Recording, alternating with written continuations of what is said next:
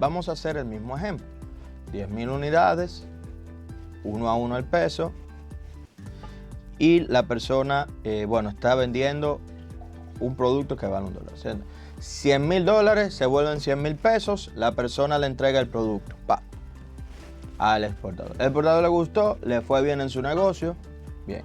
Él dice, yo quiero $100.000 más, pero ahora el dólar no vale 100 al 1, sino como ya dijimos anteriormente, va a valer 1.1.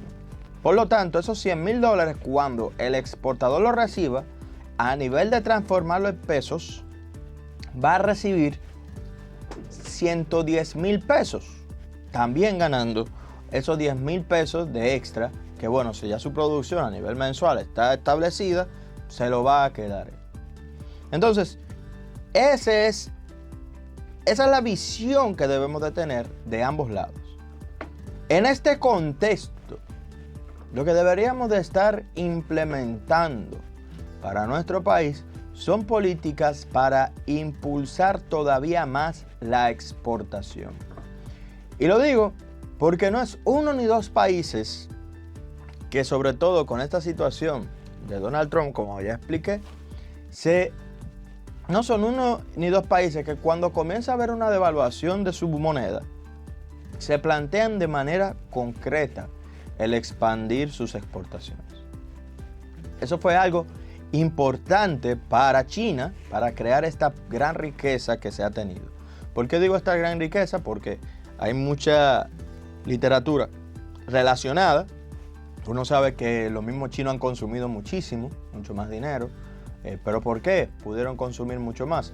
Porque justamente mucho dinero del extranjero estaba entrando al país. Gente que no ganaba ni un peso, ahora comenzaba a ganar algo de dinero y eso dinamizó muchísimo. Además de que en China, y los mismos chinos son muchísimas personas, por lo tanto, un dinamismo de tal magnitud en donde mucha gente recibe un poco, obviamente se iba a sentir en la economía nacional, que fue lo que fue sucediendo. Y parte importante de eso fue que se concentraron en las exportaciones, o sea, una mano de obra relativamente barata, que también aquí vamos a entender esta parte del relativamente barata. ¿Por qué relativamente barata? Porque para los chinos y para el mundo tal vez era barata, sí, pero para los chinos ellos estaban bien. ¿Por qué? Porque le estaban dando trabajo a gente que nunca iba a trabajar, porque le estaban dando oportunidades a gente que nunca iban a entrar en ese tipo de situaciones. Por lo tanto, ahora estamos en una situación donde estamos viendo esa moneda, el dólar, subiendo, y se espera también que el mismo gobierno, desde el banco, no el gobierno, sino el Banco Central, intervenga. ¿Por qué intervenga? Recordemos el mecanismo que utilizamos en nuestro país, que es un sistema de flotación sucia.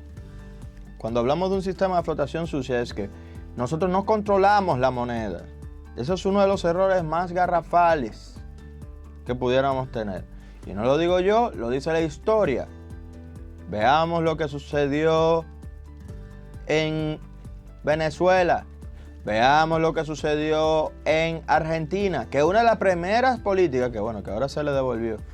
Una de las primeras políticas que hizo Milei fue sincerizar más el dólar. Él dijo, no, vamos a liberarlo un poco. Porque tenían un valor fijo.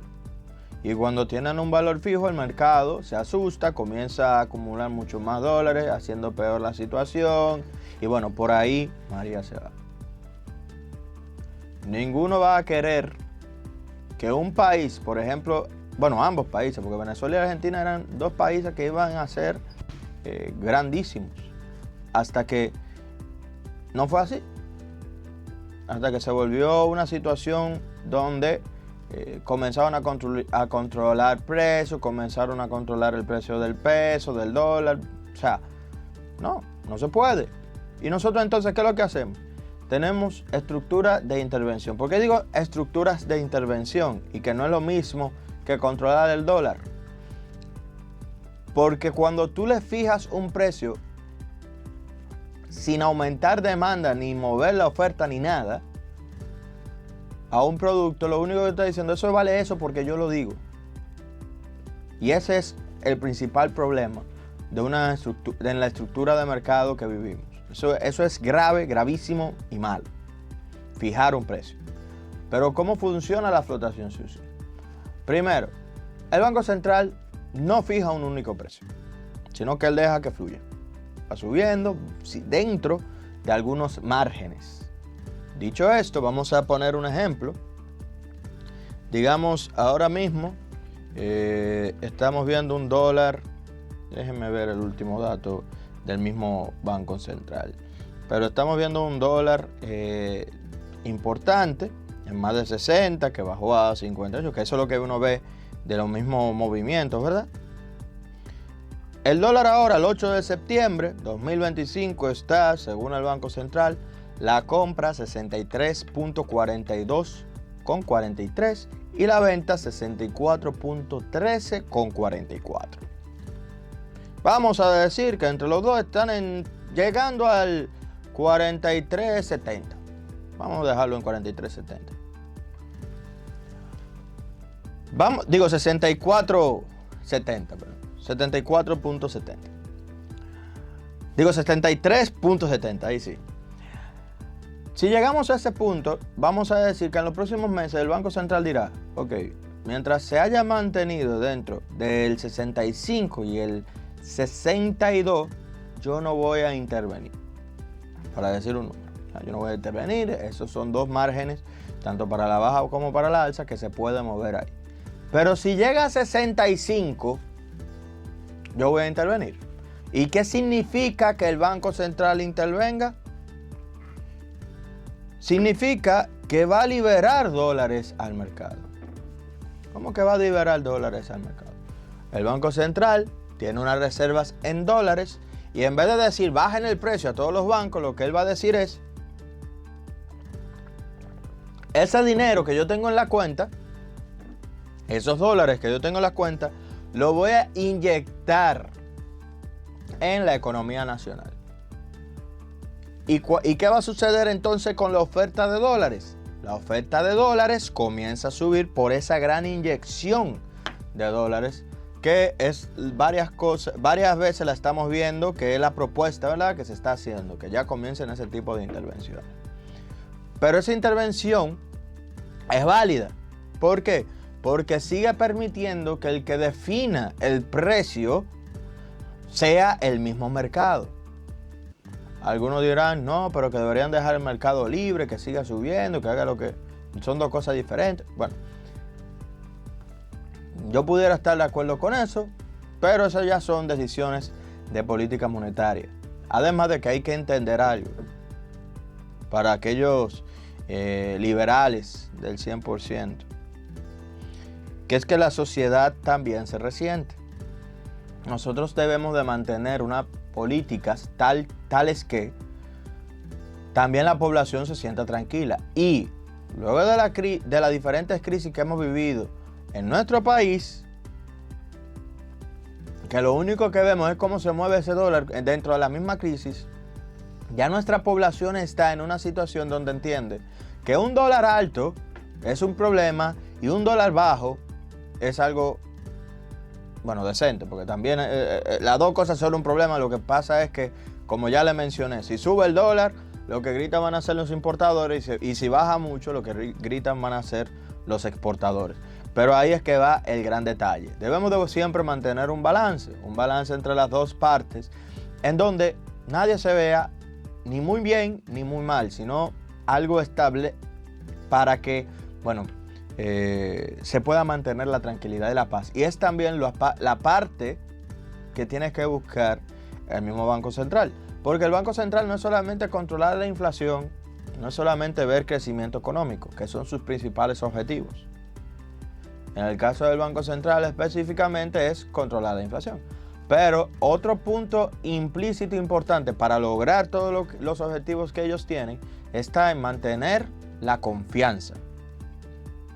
Si el Banco Central no mantiene la confianza dentro de la moneda dominicana o dentro de su estructura, obviamente vamos a tener también un problema. Entonces, mantener la confianza es extremadamente importante para el mismo Banco Central y también para todos los dominicanos. Porque mientras haya confianza tanto en el Banco Central como en nuestra moneda, nosotros vamos a estar en un país tranquilo que va a tener mejor futuro y una sociedad también más estable. Y por eso entiendo yo que el Banco Central, aunque yo sé que allá adentro hay un buen grupo de economistas que también creen en liberar los mercados, reducirlo, bueno, lo que sea. Hay diferentes tipos de líneas económicas también. Pero a pesar de que yo sé que existen mucho allá dentro de esa línea, que pudiéramos estar de acuerdo, parte importante también es entender este fenómeno de que la sociedad lo ve como un termómetro. Que yo no estoy de acuerdo con esa visión, que no deberíamos de hacerlo, pero es una realidad que no podemos negar. Muchas personas entienden que cuando el dólar sube, hay problemas. Y aquí también viene la otra versión, que muchas veces, para plantearla, antes de retirarnos, muchas veces no lo vemos. Aquellas personas que reciben también remesas, que al final son equivalentes a los exportadores, aquellas personas que reciben remesas también se ven beneficiados cuando sube el dólar. ¿Por qué? Porque los precios aquí no se mueven, si no se mueven muy rápido, se mantienen estables, ¿verdad? Y los de allá afuera, que eso lo vamos a ver ahora con el informe de inflación, y los de afuera, el dólar comienza a subir, ellos van a recibir, si recibían $100 y valían 600 pesos, y mañana, 50 pesos, y mañana valen 60 el dólar, si recibían $100, recibían 5,000 pesos, si reciben ahora, van a recibir 64,000 pesos, con un dólar a 64. O sea, $100 se van aumentando en función del peso, y eso también es un beneficio para la ciudadanía, ¿verdad? Que recibe en dólares las remesas. Entonces hay que ver cómo se mueve todo esto, cómo se va resolviendo, cuáles van a ser las políticas que las va a tomar el Banco Central. Vamos a revisar un poco los informes de precios, y sobre todo debemos de entender que estos cambios esencialmente no vienen por cambio en la estructura dominicana, sino más bien por cambios en la estructura estadounidense, que como ya hemos dicho anteriormente, estamos a las expectativas. Dentro de 2 semanas se va a ver qué va a hacer el mismo Banco Central de los Estados Unidos, bueno, dentro de la semana que viene, de una semana, la semana que viene, qué va a hacer el mismo Banco Central de los Estados Unidos, la Fed, la Reserva Federal de los Estados Unidos, para estabilizar los precios dentro de su país. Se espera que se bajen los tipos de interés, otros no esperan que los mantengan. Eso ya viene siendo parte de las diferentes políticas que tienen que visualizarse en el extranjero. Voy a ir aquí con nosotros en su programa iMoney Super 7. Estimados y estimadas, hablemos de inflación. Algo que para nosotros es extremadamente importante, y para la República Dominicana, bueno, es muy relevante. Es muy relevante porque nos toca saber qué sucede con nuestro país, dónde están los precios y cómo estamos sintiendo esos diferentes precios. Sobre todo, considerando que los precios de los productos, entre ellos el mismo pollo, viene siendo uno de los componentes principales en las batallas, y va a ser uno de los componentes principales en las batallas políticas venideras. Entonces, viendo la primera información, ¿cómo cierra la inflación para la República Dominicana ahora en esta etapa del mes de agosto? La inflación llega a 3.71%, posicionándose dentro de la banda objetivo, donde el principal punto es el 4%, más o menos 1%, o sea, entre 3 y 5. Y se posiciona más cerca de la línea media del 4%, con una inflación de 3.71%. La inflación mensual fue de solo 0.71%, digo solo 0.71% para que lo tengamos en mente, pero esta es una de las inflaciones más altas, bueno, no, es la más alta de los últimos 12 meses. Así que tenemos que tener eso en consideración. Por eso tiene todo el sentido del mundo el resentimiento, ¿verdad?, de los precios, que lo estamos sintiendo. Se siente en el bolsillo de las personas. La inflación subyacente interanual se mantiene cerca de los rangos entre los rangos, pero también sigue siendo más alta que la inflación general, con un valor de 4.32%. Recordando que la inflación subyacente, y aquí viendo los datos también, ha ido creciendo, y ahora también tenemos la inflación subyacente más alta, la más alta desde los últimos 12 meses. Así que esto es importante visualizarlo, es significativo. Entonces, rompimos de los últimos 12 meses la inflación subyacente más alta y la inflación mensual también más alta con el 0.71%, aunque la inflación general sigue siendo equivalente a la de abril de este año, la interanual, con 3.71%, y en mayo fue todavía más alta con 3.84%. Dicho eso, ¿cuáles fueron los componentes principales dentro de la inflación que vimos mayor impacto? Bueno, entre ellos podemos encontrar alimentos y bebidas no alcohólicas con un crecimiento de 1.24%, en la cual en esta podemos ver los principales rubros que impactaron. Estuvieron, no nos sorprende, el pollo, que por eso mucha gente salió a defender su comida, el pollo fresco, la yuca, el plátano, guineos, piña y bacalao.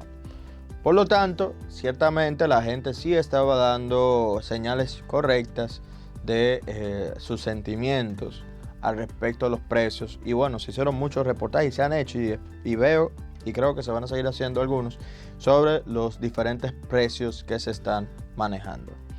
También a nivel de transporte llegamos a un crecimiento. Y ojo con esto,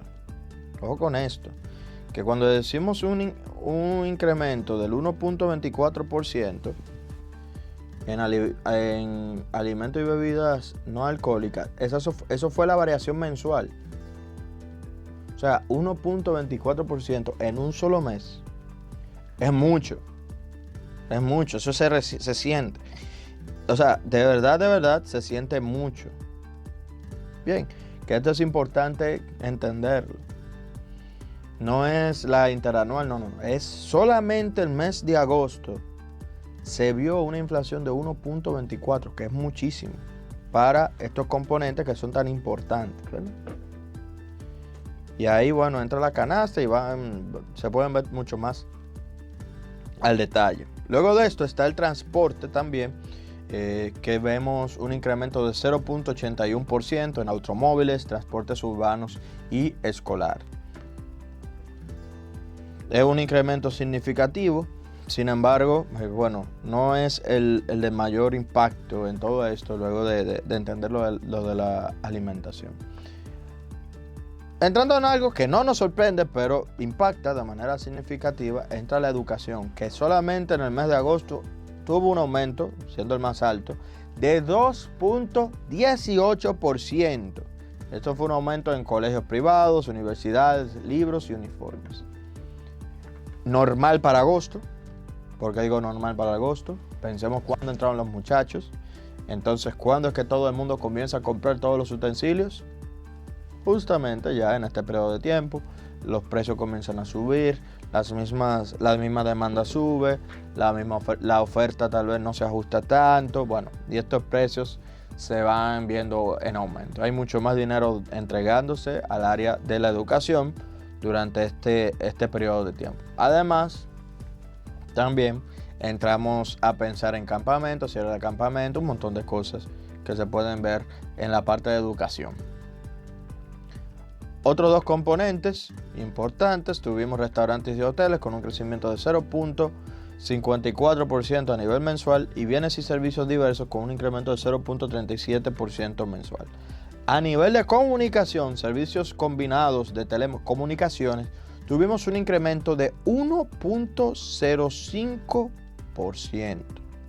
1.05%, también siendo un incremento significativo.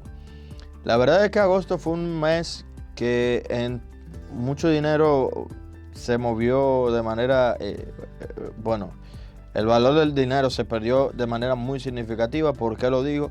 Porque tan solo hay un número, un componente que se vio reducida en precios, que fue las prendas de vestir y calzado, con una reducción de 0.24%. Si nos vamos a las variaciones interanuales, la que va ganando en todo esto son las bebidas alcohólicas y tabaco, con un incremento de 6.78%. Interanualmente le sigue la educación, con un crecimiento de 5.67%. Luego de esto, bienes y servicios diversos, con un incremento de 5.62%. Restaurantes y hoteles, con un incremento de 5.46% a nivel interanual. Y luego de esto le sigue la parte de salud, con un incremento de 4.98% interanual. Si visualizamos en la parte de alimentos y bebidas, sería el siguiente: alimentos y bebidas no alcohólicas, con un incremento de 3.98%. Y el único componente que se ve reducido, hay otros, pero el único componente, como ya mencioné también a nivel interanual, que se ve reducido es la prenda de vestir y calzado. O sea, la ropa está más barata a nivel general en nuestro país. Algo que, bueno, es un respiro. Y digo que es un respiro porque luego de ahí todos los demás están en positivo, con un crecimiento constante en el precio. Y esto también, aquí quiero decir algo importante, esto también es parte del aporte a la presión del incremento del dólar.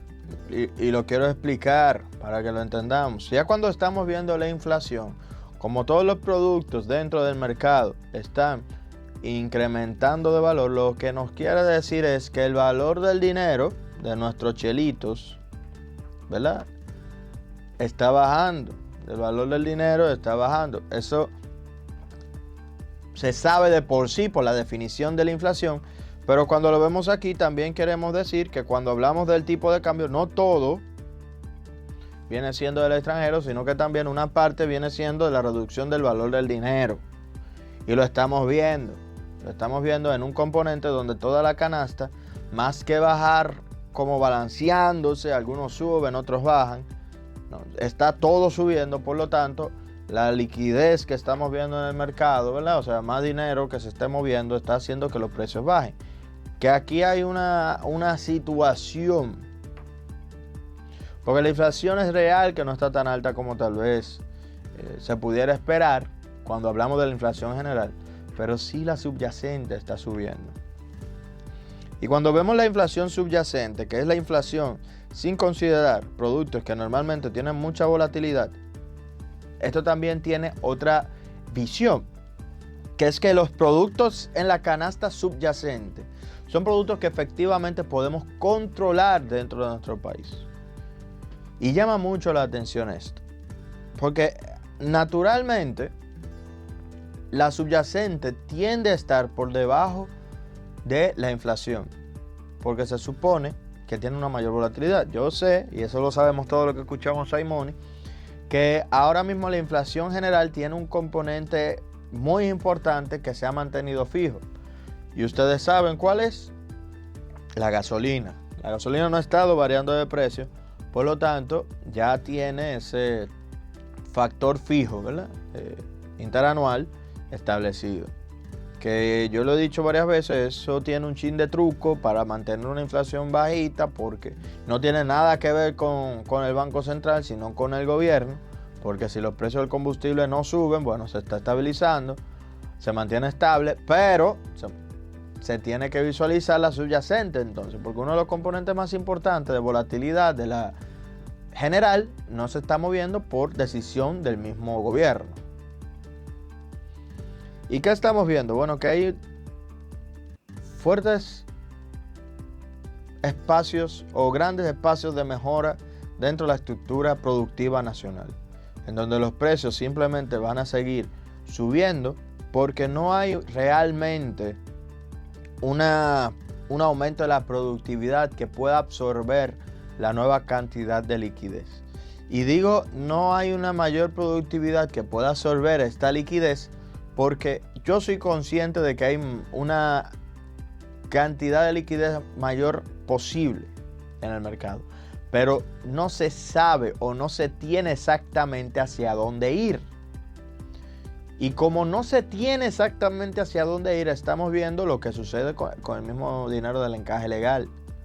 La gente no lo coge, se lo intentan, no lo cogen o no lo buscan, o la gente lo busca y no se lo quieren dar. Y todos estos componentes impulsan hay un chisme de dinero en el mercado, pero la productividad está bajando. Hay un chisme de liquidez en el mercado, pero la productividad no se ve afectada. Y nosotros tenemos que concentrarnos en aumentar productividad, porque es lo que nos está llamando el marco global ahora mismo. Es lo que nos está llamando el mundo. Porque con Donald Trump y sus políticas arancelarias, hasta que eso no se decida establecer como debe de ser, o sea, todavía están en los tribunales revisando si eso es legal o no. Hasta que eso no sepamos bien qué va a suceder, la incertidumbre va a reinar. Y mientras esa incertidumbre reine, nosotros tenemos que concentrarnos en nosotros como país y buscar la manera de mejorar la productividad nacional. Buscar esa manera de mejorar la productividad nacional. Continuando con los datos, viendo más componentes importantes, vemos cómo la inflación se mueve también por diferentes regiones o cómo va afectando. Las zonas con mayor inflación está en el norte o el Cibao, con una inflación de 0.84%, por la mayor variación en la parte del pollo, plátano, yuca y transporte colectivo. Le sigue ahí el Distrito Nacional y Santo Domingo, o la zona de Osama, con la región de Osama, con 0.67%. El este es la zona menos afectada de inflación, con 0.60%, y el sur, el penúltimo, con 0.62%. O sea, para entenderlo mejor, este tiene la menor inflación, le sigue el sur con la segunda menor, la tercera sería Osama, que eso es el Distrito Nacional y Santo Domingo, y la mayor inflación la tiene el norte o el Cibao. Y cuando dividimos en quintiles, vemos lo siguiente. El quintil 1 tuvo la inflación más baja, con 0.77%. Quintil 2, esta es la mensual. Quintil 2, un 0.74%. Quintil 3, un 0.69%. Y quintil 4, un 0.78%.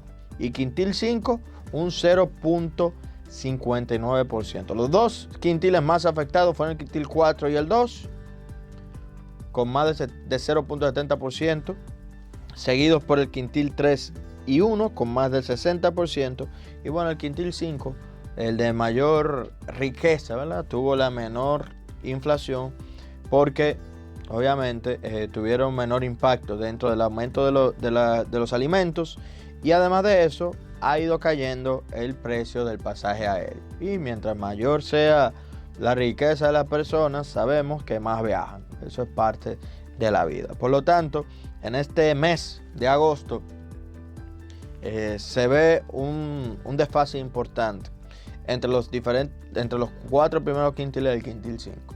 Ahí entra una frase muy recurrente de muchas personas, que estas situaciones generan que esa desigualdad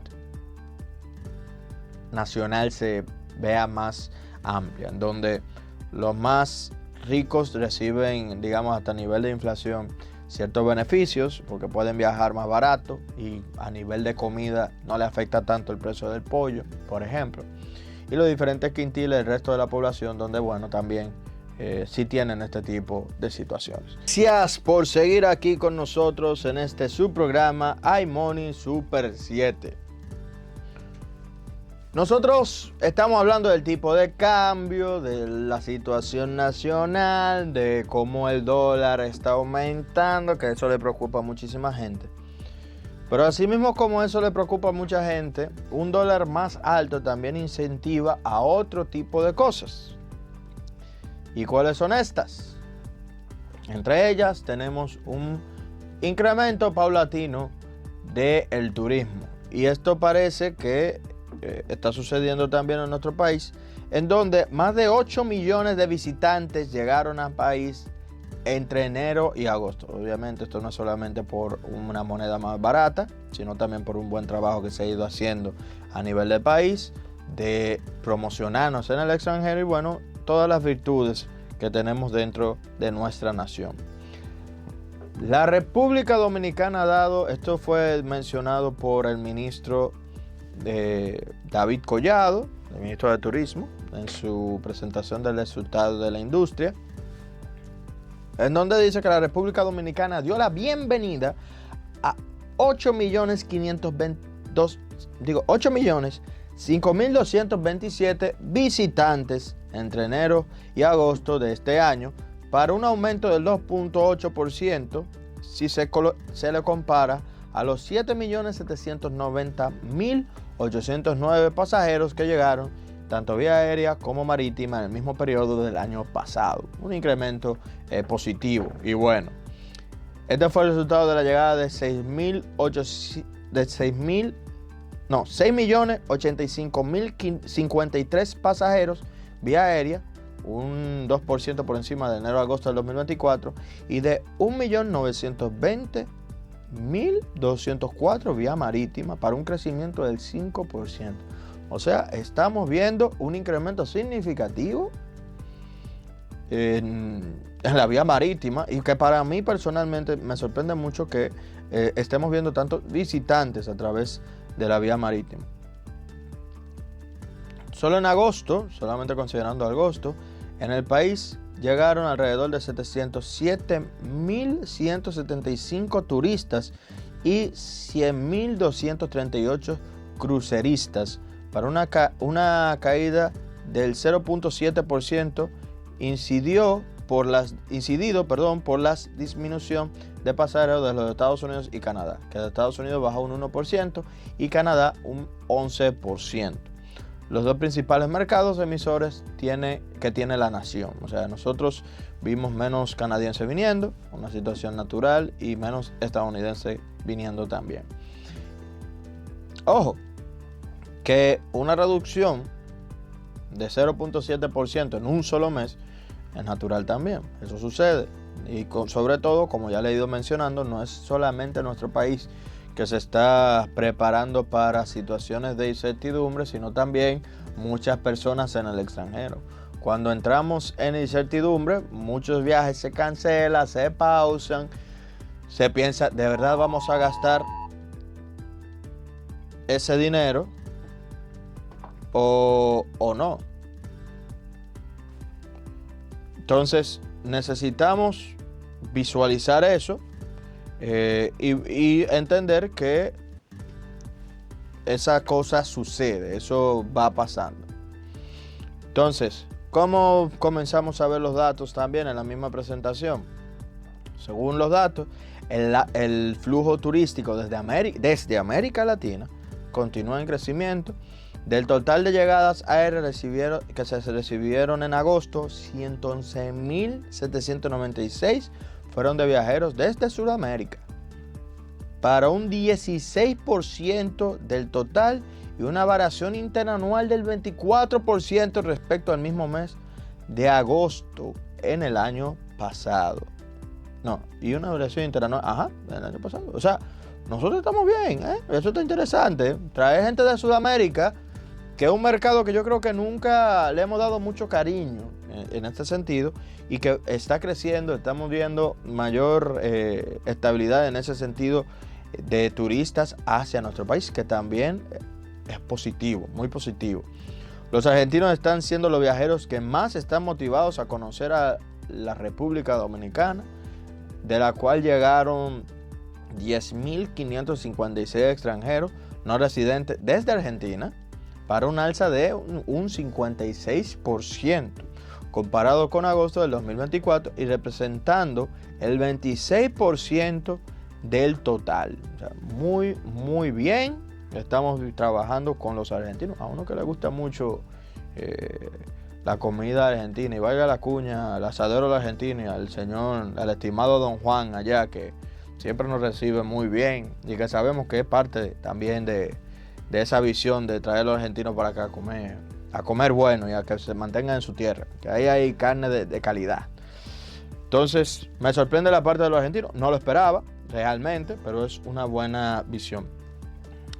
A los argentinos le siguieron los colombianos con un 29% más viajando hacia el país. Esto no me sorprende, los dominicanos hemos estado yendo mucho a Colombia, ¿verdad? Aquellos viajeros dominicanos que se la pasan yendo a Colombia porque nos parece un lugar barato para ir y para ganar, ¿verdad? Experiencias de la vida y todo, que eso me parece muy positivo, muy bueno. Y obviamente si uno comienza a ir para los lugares, esos lugares comienzan a ver el bienestar de la República Dominicana y nuestro manejo, bueno, a ellos también les interesa venir para acá. Le siguen los brasileños con un 12% más, los peruanos también, mira, y hay mucha gente viajando a Perú con un 19%, los peruanos, y los puertorriqueños con un 2%. En cambio, la llegada de chilenos tuvo una baja del 7% en agosto. Ahora, ¿qué estamos viendo en nuestro país a nivel general?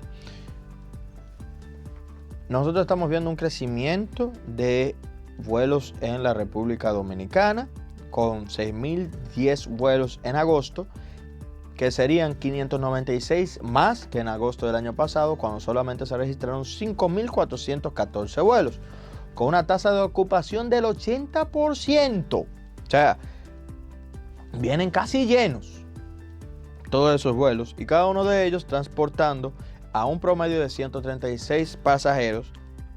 Así el país ha recibido por vuelo un total de el país ha recibido en vuelos un total de 47.622 vuelos desde enero. El 26% de los vuelos fueron reservados en agosto a través de la aerolínea JetBlue, el 11% por American Airlines, el 8% a través de Copa Airlines. Que aquí me gustaría ver, míralo aquí, Arayet, exacto. La línea aérea Arayet fue la de mayor crecimiento. Digo Arayet porque son dominicanos, hay que apoyarnos. Fue la mayor crecimiento durante el pasado mes con un 107%, posicionándose como la sexta aerolínea más demandada de todas y realizando el 6% de todos los vuelos. Esperamos que a Arayet le siga yendo mejor, que siga aumentando, porque bueno, para que esos trabajos que son también principalmente para dominicanos se sigan manteniendo aquí. Es una línea que esperamos vaya avanzando de manera concreta y correcta. Cuando hablamos de estos, ¿verdad?